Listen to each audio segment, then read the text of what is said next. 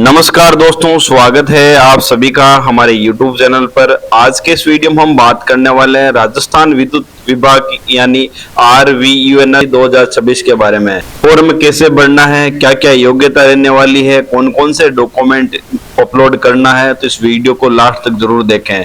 और दोस्तों, आपसे एक छोटी सी विनती है, अगर आप हमारे चैनल पे पहली बार आए हैं तो चैनल को सब्सक्राइब करें, साथ ही बेल आइकन को दबा दें ताकि शिक्षा से जुड़ी जानकारी सबसे पहले आपको मिले। तो चलिए दोस्तों, बिना टाइम वेस्ट किए आज का वीडियो शुरू करते हैं। तो आपको आ जाना है विद्युत विभाग की इस वेबसाइट के ऊपर। इसका लिंक वीडियो के बायो में दे रखा है। जैसे आप उस लिंक पे क्लिक करोगे तो आप सीधा इस वेबसाइट पर आप पहुंच जाओगे। अब आपको फॉर्म भरना है तो आपको इस साइड में आपको आ जाना है और लिखा आएगा click her for new registration. इस ऑप्शन पे यहाँ पर आपको क्लिक करना है।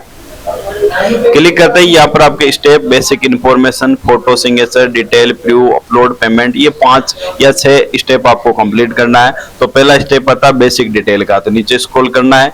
यहाँ पर जो आपके 10th क्लास में जो मार्कशीट में जो आपका नाम है वो फर्स्ट नेम यहाँ पर लिखना है और यहाँ पर कंफर्म फर्स्ट नेम, यहाँ पर जो नाम लिखा वही वापस यहाँ पर आपको कंफर्म करना है।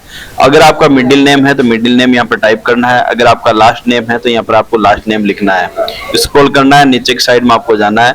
यहाँ पर आपको अपने मोबाइल नंबर यहाँ पे लिख के वही मोबाइल नंबर वापस कंफर्म करना है। अगर आपके पास कोई दूसरे मोबाइल नंबर है तो वो लिख सकते हैं, बाकी नहीं है तो इसे खाली छोड़ सकते हैं। यहाँ पर आपको ईमेल आईडी टाइप करनी है। ईमेल आईडी में @ पहले जो भी आपका नाम हो यहाँ पर लिखना है। बाद में यहाँ पर डोमेन नेम यहाँ से सिलेक्ट करना है। gmail.com है तो यहाँ पर आपको जीमेल सेलेक्ट कर लेना है। @ पहले जो नाम है वो यहाँ पर टाइप करना है। यहाँ पर पूरी ईमेल आईडी टाइप करनी है @ समेत। बाद में ये कैप्चा शो रखे वो कैप्चा यहाँ पर आपको टाइप करना है और सेव एंड नेक्स्ट बटन पर ऑप्शन पे क्लिक करना है। अब अगला स्टेप आता है फोटो और सिग्नेचर का। तो यहाँ पर पहला स्टेप आता है OTP वेरिफिकेशन का। तो OTP वेरिफिकेशन से पहले आपको ये कैप्चा यहाँ पर आपको टाइप करने हैं। बाद में आपको सेंड OTP ऑप्शन पे क्लिक करना है और आपके मोबाइल में OTP आएंगे, वो OTP लगाकर आपको वेरीफाई करना है। अब आपने मोबाइल नंबर वेरीफाई कर दिया तो आपको ईमेल के अंदर भी OTP आएंगे। OTP आने से ईमेल पे भी OTP आएंगे। OTP सेंड करने से पहले वापस आपको यहाँ पर कैप्चा लिखना है। अब आपने आपने मोबाइल पे जो OTP आए वो वेरीफाई कर दिया, आपने ईमेल को भी वेरीफाई कर दिया। अब यहाँ पर आपको 2 फोटो अपलोड करनी है। एक आपको स्कैन करके यहाँ पर फोटो अपलोड करनी है, एक आपको लाइव लेके फोटो अपलोड करनी है। अब लाइव फोटो लेनी है तो आपको नीचे QR कोड दे रखा है, click here to scan option पे क्लिक करना है। मोबाइल में ये QR कोड स्कैन करके आपको लाइव फोटो लेनी है।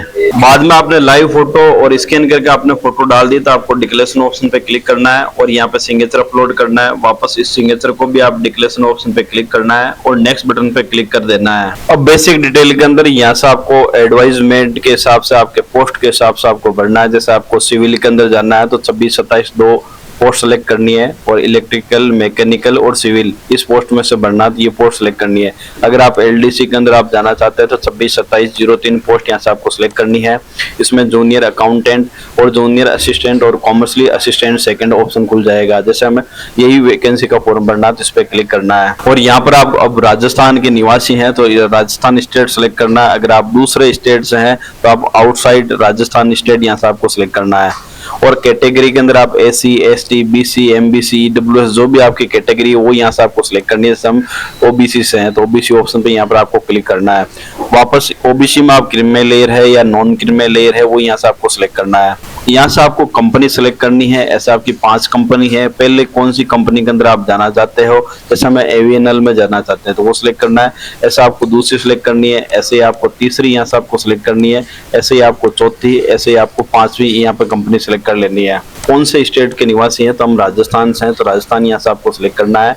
अगर आप TSP एरिया के अंदर आते हैं तो यस पे क्लिक करना है। अगर आप नहीं आते तो नो ऑप्शन पे क्लिक करना है। बाद में आपको यहाँ पर कैटेगरी है जो आप ऊपर हमने जनरल सिलेक्ट कर लिया तो ये नहीं ओपन हो रही है। अगर आपने BC, SC, ST या कोई भी आपकी कैटेगरी सिलेक्ट की है वो यहाँ पर आपको कैटेगरी सिलेक्ट करनी है। बाद में कास्ट सर्टिफिकेट के नंबर यहाँ पर आपको टाइप करना है। बाद में आपके कास्ट सर्टिफिकेट कब इशू हुई वो डेट यहाँ पर आपको टाइप करनी है। स्क्रॉल करना है, नीचे की साइड में आपको जाना है। ये सारी TSP एरिया की है। आगे ऑप्शन आता है अगर आप विकलांग हैं तो यस ऑप्शन पे क्लिक करना है और विकलांग की कैटेगरी यहाँ से आपको सिलेक्ट करना है, सर्टिफिकेट नंबर, इशू डेट, ये डिटेल यहाँ से आपको भरनी है। अगर आप विकलांग नहीं है तो नो ऑप्शन पे क्लिक करना है। तो ये सारी डिटेल विकलांग की है, आपको विकलांग है तब भरना है, बाकी से खाली छोड़ना है। नीचे की साइड में आपको जाना है और यहाँ पर अगर आप ट्रांसजेंडर हैं तो यस ऑप्शन पे क्लिक करना है, नहीं है तो आपको नो ऑप्शन पे क्लिक करना है। और जेंडर यहाँ से आपको सिलेक्ट करना है, मेल है या फीमेल। और मैरिड स्टेटस के अंदर आप अनमेरिड है या मैरिड है या विड्रो है, जो भी आपकी कैटेगरी वो सिलेक्ट करनी है। और यहाँ पर आप एम्प्लॉय विद्युत विभाग के अंदर पहले से आपने जॉब कर रखी है तो यस ऑप्शन पे क्लिक करना है। और डिटेल यहाँ पर आपकी कंपनी वगैरह, डेट ऑफ सर्विस यहाँ से आपको सिलेक्ट करनी है। अगर आप विद्युत विभाग में नहीं है तो नो ऑप्शन पे क्लिक करना है। अगर आपके परिवार में किसी पाकिस्तान के अंदर इंडिया पाकिस्तान का युद्ध हुआ था उसमें शामिल थे तो यस ऑप्शन पे क्लिक करना है, नहीं है तो आपको नो ऑप्शन पे। अगर आप पेंशनर धारी है तो यस ऑप्शन पे क्लिक करना है, नहीं है तो आपको नो ऑप्शन पे क्लिक करना है। और यहाँ पर अगर आप कैदी हैं तो यस ऑप्शन पे क्लिक करना है, नहीं है तो आपको नो ऑप्शन पे क्लिक करना है। अगर आप एनसीसी कैंडिडेट है तो यस ऑप्शन पे क्लिक करना है, एनसीसी का यहाँ पर आपको मंथ बताना है। अगर नहीं है तो आपको नो ऑप्शन पे क्लिक करना है।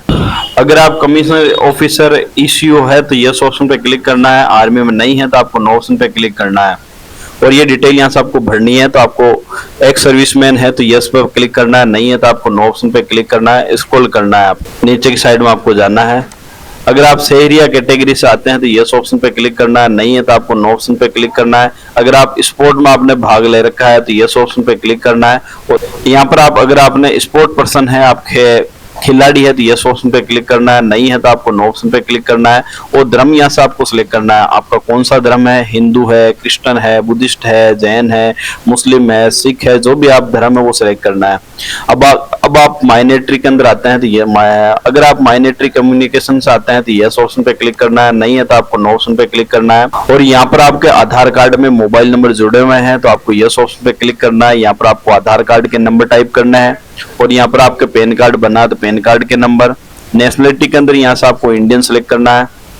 और centre of exam, online exam, यहाँ पर आपको सेंटर सेलेक्ट करना है। पहला एग्जाम सेंटर, आप एग्जाम सेंटर 6 एग्जाम सेंटर यहाँ से आपको सेलेक्ट करना है।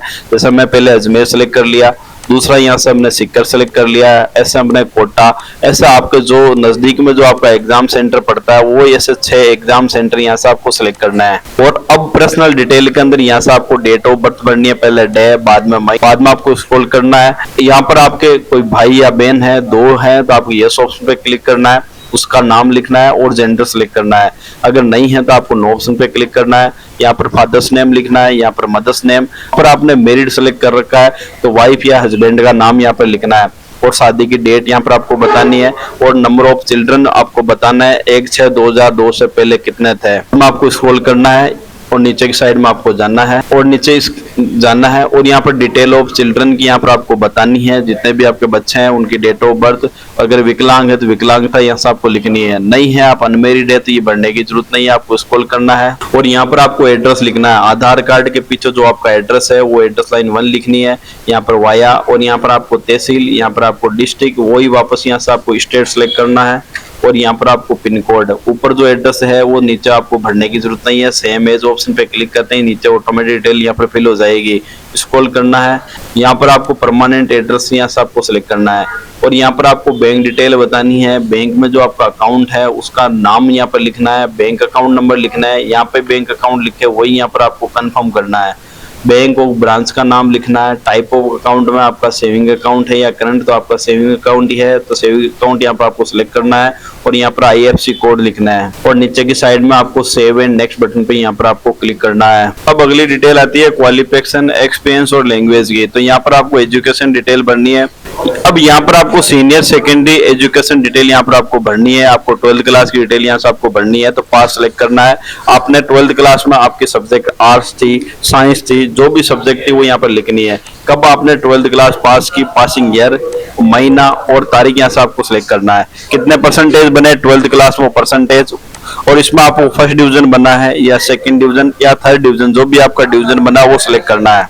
अगर आप 12th के बाद में आप ग्रेजुएशन कर रखे हैं तो ग्रेजुएशन में आपको पास सिलेक्ट करना है, वही अदर। और कब अदर, और यहाँ पर आपको स्ट्रीम यहाँ पर आपको सिलेक्ट करनी है, बीए कर रखी है, बीएससी, एमए जो भी आपने कर रखी है वो सिलेक्ट करनी है। पासिंग ईयर पर duration of course in year लिखना, आपको 3 ईयर में आपने पास की है, कितने परसेंटेज, वही क्लास यहाँ से आपको सिलेक्ट करनी है। बाद में आपको स्क्रॉल करना है, अगर आपके पास कोई दूसरी डिग्री है तो यहाँ से आपको भरनी है। यहाँ पर आपको नॉलेज हिंदी का है, यस ऑप्शन पे यहाँ पर आपको क्लिक करना है। अब यहाँ पर आपको अदर क्वालिफिकेशन के अंदर आपको कंप्यूटर डिप्लोमा यहाँ से आपको सिलेक्ट करना है, ऑल लेवल कर रखा है या नाइलेट से आपको CCC का कोर्स कर रखा है, जो भी आपने कोर्स कर रखा है वो कोर्स यहाँ से आपको सिलेक्ट करना है। जैसे हमने RACIT कर रखा है, अभी आप पास हैं तो पास, अगर अभी RACIT आप कर रहे हैं तो अभी अपेयरिंग यहाँ से आपको सिलेक्ट करना है, तो पास यहाँ से सिलेक्ट कर लिया, स्क्रॉल करना है। और यहाँ पर आपके पास कोई एक्सपीरियंस है तो यहाँ पर आपको वर्किंग एक्सपीरियंस यहाँ से आप जोड़ सकते हैं, नहीं है तो आपको नीचे जाना है और नीचे की साइड में आपको लैंग्वेज लिखनी है। आपको यहाँ पर लैंग्वेज जैसे आपको हिंदी लैंग्वेज आपको पढ़ना भी आता है, लिखना भी आता है और बोलना भी आता है, तो आपको ऐसे लैंग्वेज जोड़नी है। बाद में आपको save and next button option पे क्लिक करना है। अब क्लिक करते ही यहाँ पर आपका फॉर्म का प्री ओपन हो जाएगा। एक बार ये डिटेल आपको अच्छी तरह से चेक कर लेनी है। आपकी डिटेल सही है तो आपको आई एग्री ऑप्शन पे क्लिक करना है और कंप्लीट रजिस्ट्रेशन ऑप्शन पे यहाँ पर आपको क्लिक करना है। अब यहाँ पर आपको डॉक्यूमेंट अपलोड करना है, लेफ्ट थंब इम्प्रेशन। यहाँ पर आपको हैंड राइट नोट भी अपलोड करना है, तो इसके लिए आपको यहाँ पर गाइडलाइन ऑप्शन पे क्लिक करना है। क्लिक करते ही स्क्रॉल करना है और नीचे की साइड में गाइडलाइन दे रखी है आपको व्हाइट पेज पर। ये गाइडलाइन आई से स्टार्ट करना है, यहाँ पर नाम लिखना है और सेम टू सेम यहाँ से लेके यहाँ तक आपको लिखना है, बड़े अक्षरों में, कैपिटल अक्षरों में यहाँ तक आपको लिखना है। लिखने के बाद में आपको अपने मोबाइल में फोटो ले लेनी है, फोटो वहां पर अपलोड करनी है और ये कैप्चा लिखकर आपको सेव एंड नेक्स्ट बटन पर यहाँ पर आपको क्लिक करना है। अब डॉक्यूमेंट आपने अपलोड कर दिया तो आगे आपको पेमेंट करना है। अगर आप SC ST OBC कैटेगरी में तो आपको 500 रुपए, अगर आप जनरल में हो तो आपको 1000 रुपए का पेमेंट करके आपको यहाँ पर अपना फॉर्म भर लेना है।